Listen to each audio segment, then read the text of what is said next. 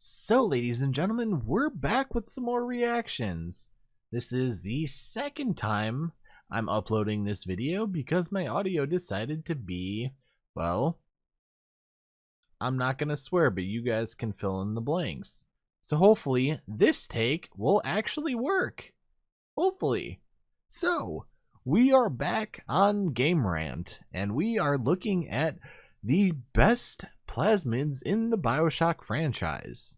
More specifically, the 10 best. And that's going to include Bioshock 1, 2, and Infinite. So, plasmids and Vigors. Keep that in mind. So, if you're going to play along at home, I'm going to read to you the 10 best apparently. So, if you wouldn't mind, let me know your 10 best plasmids or Vigors down in the comment section below. I want to see what you guys use on a playthrough basis. Do you use Undertow or Murder of Crows more? Do you use Incinerate or Electrobolt more?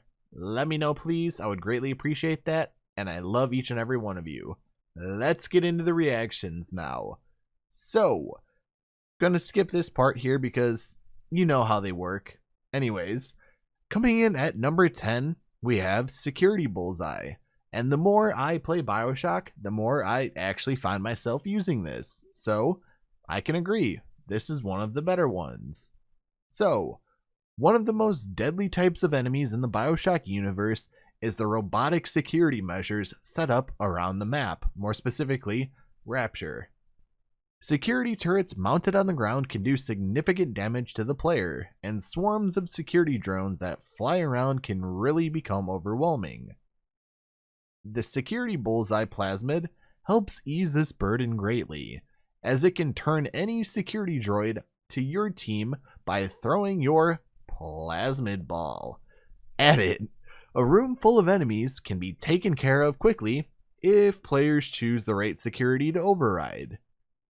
And yeah, I can agree with that, but it seems like on the harder levels, they're made of paper mache, so I'm not sure if this is very good on the harder levels, but please let me know if I'm wrong down in the comments. I would appreciate that.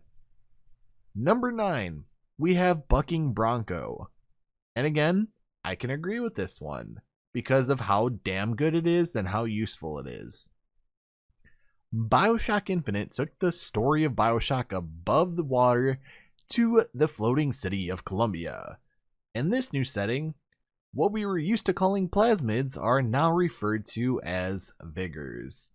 Most fans consider the plasmids to be more fun than Vigors, which I do agree, and they have more unique quirks, but hey, I digress. But that doesn't mean there weren't some great Vigors to choose from. One of the best to use was the Bucking Bronco Vigor, which would lift and suspend enemies in the air, allowing players to rain down gunfire on them. Not only that, it would actually do extra damage to the players or the enemies that were floating, and the more you upgraded Bucking Bronco, it would actually chain to nearby enemies. So this was very good and very useful. So I think you should have put that part in the actual article, but that's okay. I do forgive you. Also, if you want to check out the article for yourself, I'll leave it in the description as always. Now, I will do a little spoiler here. They did not implement Return to Sender, and that one hurts. That one hurts a lot because of how good it is, especially on the end level of Bioshock Infinite. So that it hurts my heart, man. But let's continue. Number 8, I agree that this belongs on the list. However, I believe this should be number 1 or number 2, just because of how actually overpowered it was. And that is telekinesis. If we're talking about Bioshock 2 telekinesis, then yes, it belongs on number 8. But if it's Bioshock 1 telekinesis, should have been 1 or 2. The ability to move things with your mind, or telekinesis, has been a power that gamers have been able to use in a multitude of different great games. And shout out to Flare to Me. There you go, buddy. The Bioshock series is one of these titles that got telekinesis right, making it one of the best and most fun plasmids to use. Being able to make objects in the room a weapon with your mind adds a great amount of creativity to each encounter, which is why the telekinesis plasmid makes it on this list. And literally not to mention that it was overpowered in Bioshock 1. But that is okay, I forgive you. Coming in at number 7, we have Hypnotize. This is one that you guys enjoy, as well as another one that's going to be on this list, more specifically, the second one. But I don't use it that often. You guys say it's extremely good, and I know it's good on Big Daddies. So, again, we have Hypnotize. One of the best plasmids in the Bioshock series is without a doubt the ability to hypnotize enemies, making them fight for instead of against a player. This plasmid will serve to be incredibly useful because when an entire room of enemies is attacking you, it is a lifesaver to be able to turn some of them into your allies. Enemies will begin attacking each other, giving players an opportunity to catch them off guard. Hypnotizing a Big Daddy will allow anyone to sit back and watch as he destroys handfuls of enemies. Now, for me personally, I feel that this is only extremely effective on Big Daddies because it seems like splicers die way too quickly when you use this. Maybe it's just me, but I would rather use it on a Big Daddy any day than waste it on a splicer. Let me know what you guys think. On to number 6, we have Gravity Well. Don't get me wrong, I love this plasmid. I love everything about this plasmid. I love Minerva's Den.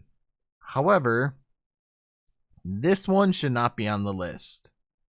Hear me out before you hate me, okay? This had so much potential to be so much more. But instead, in Minerva's Den, it's essentially a glorified lock opener. You could actually throw it around and cause enemies to start swirling around, which is absolutely hilarious. But ultimately, it serves no other purpose besides that, other than unlocking doors. So again, there was a huge missed potential for this, and it hurts because it's so damn fun to use.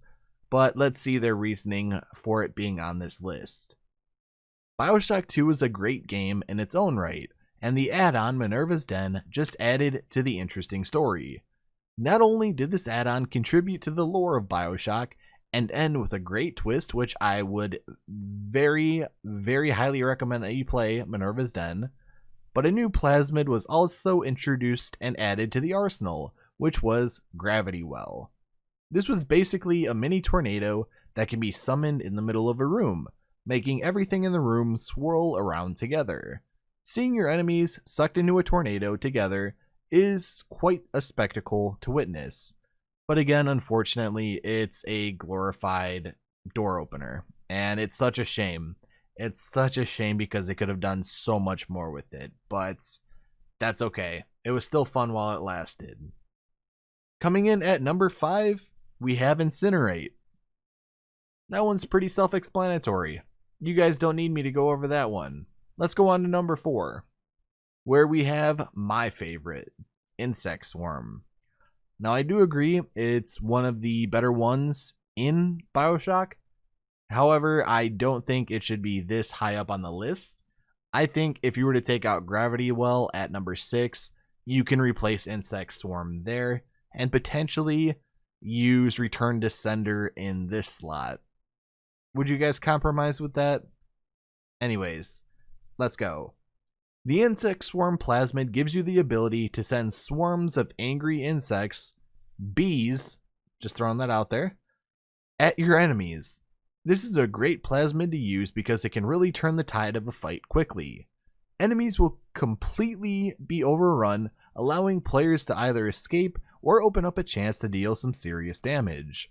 This is a great tool to use to flush out enemies pretending to be asleep or playing dead, something that is all too common in the Bioshock games.